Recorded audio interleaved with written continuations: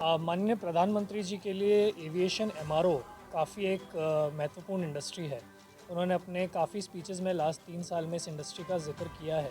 इसलिए ऐसे इवेंट ज़रूरी हैं जहां कुछ नए बच्चे हैं जो इस इंडस्ट्री में आना चाह रहे हैं और ऐसे भी लोग हैं जिन्होंने 40 साल लगाए हैं इस इंडस्ट्री में इसको ग्रो करने के लिए। भारत में भी 2 मेजर एयरलाइन हैं और 4 छोटी एयरलाइन हैं और हम चाहते हैं कि भारत में अगले 10 साल में 1000 के ऊपर एयरक्राफ्ट आ जाएँ। और जो हमारा मेन मुद्दा था इस टॉपिक का कि एविएशन जो कि इतना टेक्निकल सब्जेक्ट है और लीगल फ्रेमवर्क जो उसके बैकबोन में चलता है, ये दोनों एक दूसरे को आपस में कैसे सपोर्ट करेंगे। बिकॉज जो लीगैलिटी है वो मोस्टली अबाउट आर्ग्यूमेंट्स होती है और एविएशन बहुत टेक्निकल सब्जेक्ट है। आउटकम जो इस इवेंट का है कि सेंटर फॉर एविएशन लॉ हम एनएलयू दिल्ली में स्थापित करने जा रहे हैं। जैसे जैसे भारतीय विमानन क्षेत्र अभूतपूर्व वृद्धि और परिवर्तन के दौर से गुजर रहा है, एक उत्तरदायी और दूरदर्शी कानूनी ढांचे की आवश्यकता पहले से कई अधिक महसूस की जा रही है। इसी आवश्यकता को ध्यान में रखते हुए अविएकल ग्रुप ऑफ कंपनी ने नेशनल लॉ यूनिवर्सिटी दिल्ली के सहयोग से 2 दिवसीय emerging trends in aviation MRO industry और प्रथम अंतर्राष्ट्रीय विमानन विधि सम्मेलन का आयोजन किया। इस सम्मेलन में विमानन उद्योग के विशेषज्ञों, विधि क्षेत्र की प्रतिष्ठित शख्सियतों, सरकारी अधिकारियों, छात्रों और अंतर्राष्ट्रीय प्रतिनिधियों ने भाग लिया। Day 1 international conference on aviation law और day 2 4th edition of emerging trends in aviation MRO industry.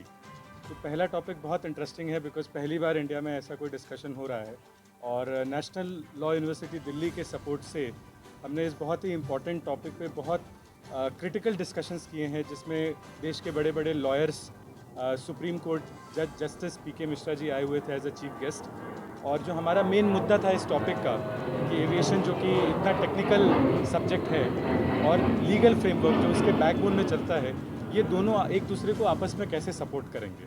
Because जो लीगैलिटी है वो मोस्टली अबाउट आर्ग्यूमेंट्स होती है और एविएशन बहुत टेक्निकल सब्जेक्ट है। तो ऑफन ये दिक्कत आती है कि लॉयर्स को टेक्निकल चीज़ें समझ में नहीं आती और जो इंजीनियर्स हैं उनको लीगल चीज़ें समझ में नहीं आती। तो एक कॉमन प्लेटफॉर्म उसके लिए बनाया गया है और इसके अंतर्गत एक आउटकम जो इस इवेंट का है कि सेंटर फॉर एविएशन लॉ हम एनएलयू दिल्ली में स्थापित करने जा रहे हैं। तो AVM Sarin ji as a speaker आए हैं हमारे साथ डे 2 पे और इनकी टीम डे 1 पे भी आई थी। तो he is more experience to speak about the topic sir please. देखिए, ये जो हिंदुस्तान में आप जानते हैं कि इस वक्त जहाज़ जो हैं वो कम से कम 3 गुना बढ़ने वाले हैं अगले 5 साल में।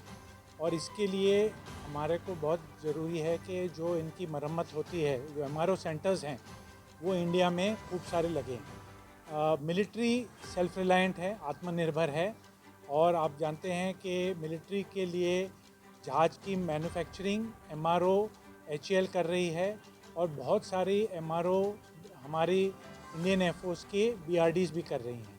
तो इसी को लेते हुए आज का जो पूरा मेन टॉपिक था कि जो मिलिट्री ने आगे एडवांसमेंट्स किया है, मॉडर्न टेक्नोलॉजी जो मिलिट्री ने एम्ब्रेस की है अपने एमआरओज़ में, अपने बीआरडीज़ में, एचएएल में, जैसे कि इंटेलिजेंट डिजिटल ग्रिड जो होता है, आपने सुना होगा AR, VR, mixed reality, virtual reality, augmented reality, artificial intelligence, machine learning, ये सब का सब एमआरओ में आज काम आ रहा है मिलिट्री में। और आज का जो पूरा हमारा मार्गदर्शन था, यही था लोगों के लिए कि सिविल में भी इसको अगर हमें प्रचलित करना है तो किस तरह से किया जाए। भारत के जो डीआरडीओ के लेबॉरेटरीज़ हैं, सीएसआईआर के जो लेबॉरेटरीज़ हैं, वो इसको आगे कैसे बढ़ाएं और कैसे जो हमारे आईआईटीज़ हैं, बाकी इंस्टीट्यूट्स हैं, ये सारे भी बढ़ के प्राइवेट सेक्टर और पब्लिक सेक्टर डीपीएसयूज़ के साथ इसको आगे बढ़ावा दें। इसके लिए बहुत ज़रूरी है, आज हम एनएलयू के कैंपस में खड़े हैं, बहुत ज़रूरी है कि अच्छी सी पॉलिसी भी बनाई जाए। जैसे आप जानते हैं कि मिलिट्री इसमें आगे रही है, पर जो हमारे मिलिट्री के स्किल्ड वर्कफोर्स है, इनको इस पर्टिकुलर फील्ड में, सिविल में रिटायरमेंट के बाद आने के लिए तैयारी करनी है, कुछ पॉलिसी बनना है डीजीसीए की तरफ से, सिविल एविएशन मिनिस्ट्री की तरफ से, ताकि ये जो स्किल्ड लोग हैं ये दूसरे जॉब्स ना करें। इस वक्त इंडिया में बहुत इंटरनल ब्रेन ड्रेन हो रहा है। हमारे जो तकनीकी अधिकारी हैं और टेक्नीशियंस हैं, ये बहुत सारे दूसरे फील्ड में चले जाते हैं 20 साल के एक्सपीरियंस के बाद, जबकि ये सिविल एविएशन में भारत को मार्गदर्शन दिखा के आत्मनिर्भर कर सकते हैं। धन्यवाद। सर, एक सवाल आपसे पूछना था, like if you combine law और आपके प्राइवेट प्लेयर्स, इंडियन एयरफोर्स, अगर इन तीनों को कंबाइन करके, अभी जैसे आपने बोला रिटायर्ड लोग, काफ़ी सारे हमारे अच्छे वेल एक्सपीरियंस रिटायर्ड प्रोजेक्ट या फिर वीआरएस लेके वो दे आर गोइंग अब्रॉड, तो ऐसा कोई सिस्टम, कोई प्लेटफॉर्म है जिसमें they can utilise the same for the benefit of the country? देखिए, आज हमने Air India engineering services limited, जो भारत का सबसे बड़ा एमआरओ है, उनके सीईओ भी आए हुए थे, और दूसरी जो एमआरओ अभी लगाने जा रहे हैं साफरान मिलिट्री एनवायरनमेंट में भी, वो भी आए थे। सब ने यही दिक्कत मतलब हमसे शेयर की है कि जो हमारे अपस्किल्ड मैन पावर है, पर्टिकुलरली मिलिट्री का, वो सारा का सारा छोड़ के चले जाता है, और अगर एक स्किल्ड मैन पावर भी वो पैदा करने की कोशिश करते हैं ट्रेनिंग दे के, तो वो भी काफ़ी हद तक देश छोड़ के जा रहे हैं। पर आप जानते हैं ये आईटी इंडस्ट्री में भी हो रहा है, पर आईटी में हमारे खुद की शॉर्टफॉल नहीं हो रही, क्योंकि हम उतने जनरेट कर पा रहे हैं ईयर ऑन ईयर।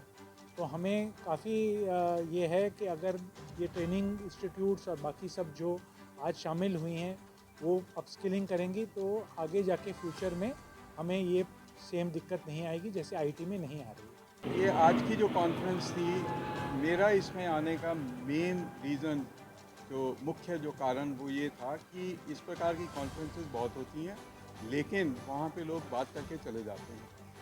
मेरा ये मानना है कि ऐसी कॉन्फ्रेंसेस से इंडस्ट्री को काम करने लायक इंफॉर्मेशन और मोटिवेशन मिलनी चाहिए, जिससे कि जो यहाँ पे लोग आके अपना एक्सपीरियंस शेयर करते हैं, अपनी ज्ञान अपना बांटते हैं, उसका इंडस्ट्री उपयोग कर सके, ये होना चाहिए।